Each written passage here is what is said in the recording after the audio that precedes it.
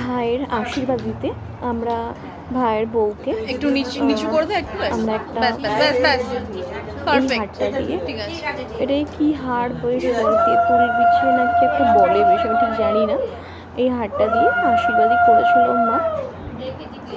তো আসলে এখন তো সোনার প্রচুর দাম বেড়ে গেছে। আগে আর ওকে ওই দিন বনুকে ওই দিন খুব মিষ্টি লাগছিলো, খুব সুন্দর লাগছিলো। তারপরে একে একে সব হলো, কেক কাটিং, তারপরে তোমার আংটি বদল,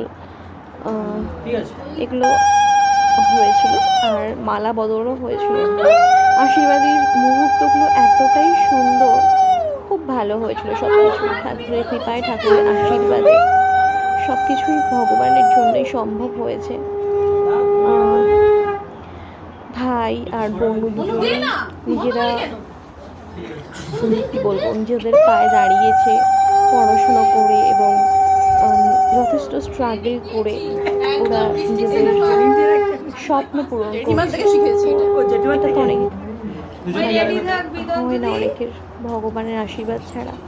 তো অনেক ওদের শুভকামনা।